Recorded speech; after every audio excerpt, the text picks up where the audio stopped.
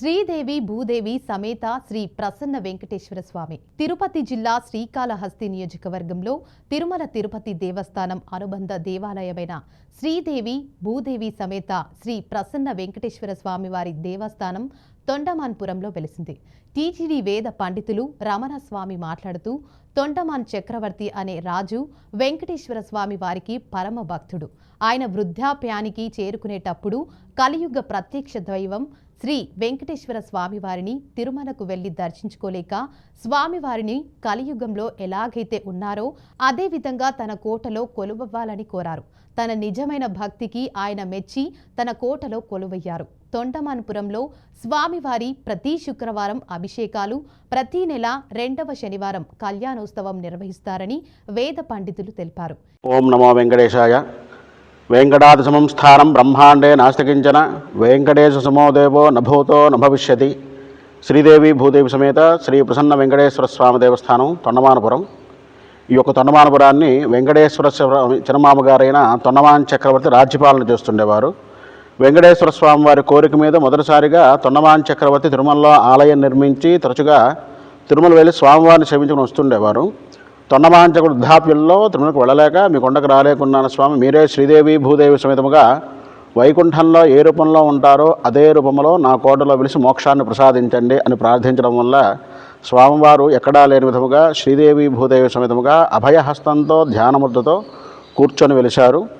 తొండమాన్ చక్రవర్తి వెంకటేశ్వర స్వామివారిని వైకుంఠంలో ఉన్న రూపంలోనే వెలవమని అడగడానికి కారణం ఏంటంటే, తొండమాన్ చక్రవర్తి రాజ్యపాలన చేస్తున్న సమయంలో ఒక బ్రాహ్మణ కుటుంబము తొండమాన్ చక్రవర్తి వద్దకు వచ్చి, స్వామి నేను ఈ విధంగా కాశీయాత్రకు వెళుతున్నాను కావున మీరు మహారాజు గారు అంటే కన్నతండ్రి లాంటి వారు, మా ఆవిడ గర్భవతి కావున మీరు దయచేసి మా భార్యా పిల్లల్ని మీ సంరక్షణ వదిలేసి నేను కాశీయాత్ర వెళ్ళాలనుకుంటున్నాను, దానికోసం మీరు అనుమతి ఇవ్వాల్సిందిగా ప్రార్థించగా ఆ బ్రాహ్మణుడు యొక్క కోరికను విన్న తొండమాన్ చక్రవర్తి అదే విధంగా నేను చూసుకుంటాను, నీకు ఎటువంటి బాధ లేదు, ఇబ్బంది పడకు, నువ్వు కాశీయాత్ర చేసి రా అని చెప్పి పంపించేశాడు.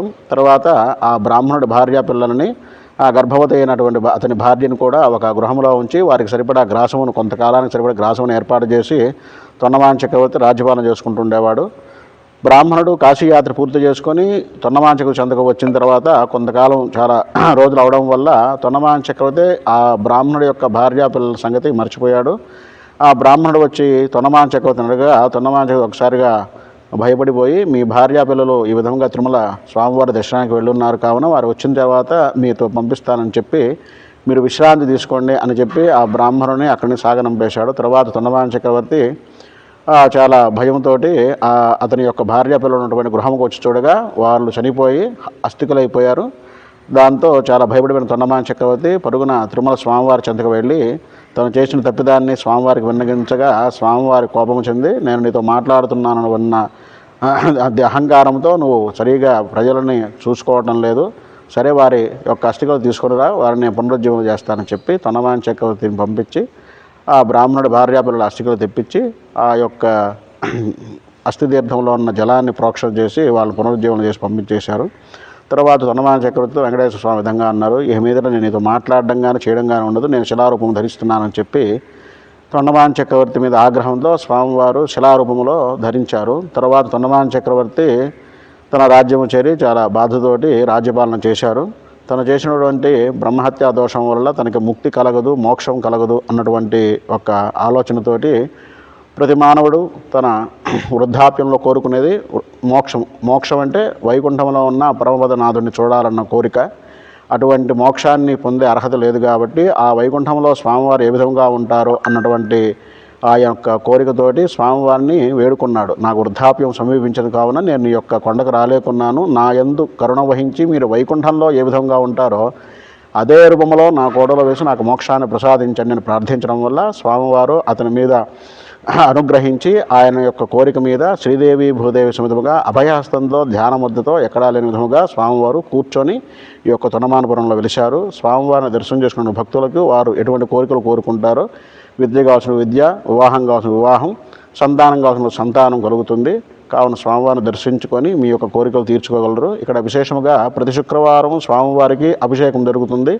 ప్రతి 2వ శనివారం స్వామివారికి కళ్యాణోత్సవం జరుగుతుంది. కావున భక్తులందరూ ఈ యొక్క విశేషమైన సేవలో పాల్గొని స్వామివారి అనుగ్రహాన్ని పొందగలరు. ఓం నమో వెంకటేశాయ. ఇక్కడికి వచ్చిన భక్తురాలు శోభారాణి మాట్లాడుతూ స్వామివారి దర్శనంతో మేము కోరుకున్న కోరికలు నెరవేరుతున్నట్లు వారు తెలిపారు. ఓం నమో వెంకటేశాయ. ఇక్కడ నేను మొట్టమొదటిసారిగా వచ్చానండి దర్శనానికి తిరుపతి నుండి.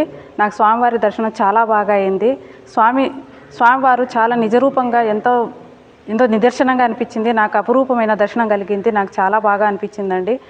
భక్తులు అందరూ రావాలి, స్వామిని దర్శించుకొని వారి కోరికలను విన్నవించుకొని వాళ్ళు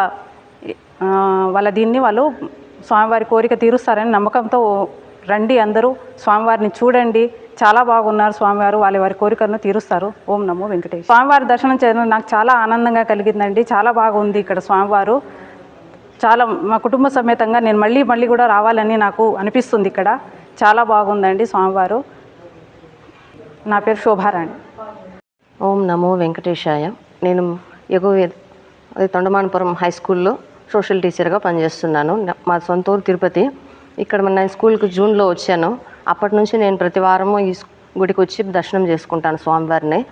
2 వీధుల పక్కనే కాబట్టి నేను మామూలుగా స్వామివారిని ప్రతి శనివారం వచ్చి దర్శనం చేసుకుంటున్నాను. స్వామివారం దర్శనము మాకు జన్మల సంతోషంగా ఉంటుంది. స్వామివారి దర్శనం బాగా జరుగుతుంది మాకు. ఈ స్వామివారు మా కుటుంబం మీద ఎల్లవేళలా కరుణా కటాక్షాలు చూపిస్తూ మమ్మల్ని బాగా సంతోషంగా చూసుకుంటున్నారు. ఇక్కడ దర్శన ఏర్పాట్లు కూడా బాగా చూస్తున్నారు. స్వామివారి దర్శనం చేసుకోవడం మాకు చాలా సంతోషం కలిగిస్తుంది. ప్రతి వారం మేము మా కుటుంబ సభ్యులందరం కలిసి ఈ స్వామివారిని దర్శనం చేసుకొని మంచి అనుభూతిని పొందుతున్నాము.